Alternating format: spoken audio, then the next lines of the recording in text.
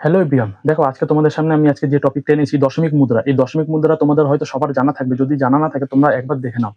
ঠিক আছে, এখানে আমি হেডিং করে নিয়েছি দশমিক মুদ্রা। ঠিক আছে, দেখো একটা ডেসক্রিপটিভে একটা লাইন আছে, ভারতের বর্তমানে যে মুদ্রা প্রচলিত হয় তাহার নাম দশমিক মুদ্রা।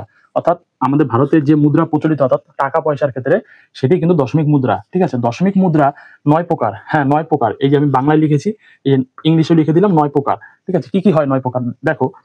প্রথমত 1 পয়সা, 2 পয়সা, 3 পয়সা, 5 পয়সা, 10 পয়সা, 25 পয়সা এবং 10 পয়সাও হয়, 25 পয়সাও হয়, 50 পয়সাও হয় ও 100 পয়সাও হয়, অথবা 1 টাকা হয়। 1 টাকার পর কি হবে?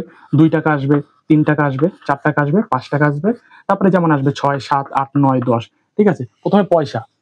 প্রথমে আমি বলে রাখি, পয়সা থেকে শুরু হয় এবং পয়সা থেকে শেষ হয় এবং টাকা থেকে শেষ হয়। ঠিক আছে, এবং প্রথমে আসে পয়সা, তারপরে আসে যে টাকাটা, সেটা কিন্তু হিসাব করা হয়। ঠিক আছে, তোমরা একবার দেখতে চাইলে একবার দেখে নাও। ঠিক আছে, অথবা যদি তোমাদের কারো মনে হয় যে এটা লিখে নেবো, তাহলে তোমরা এটা লিখে নিতে পারো। ঠিক আছে, তো এটা কোনো একটা খুব বোঝার ক্ষেত্রে দরকার নেই, তাও একবার তোমরা যদি পারো একবার দেখে নাও। ঠিক আছে, তো এই ছিল আজকে ভিডিও। নেক্সট ভিডিও আনছি তোমার টাকা পয়সা সম্বন্ধ সহিত ভিডিও।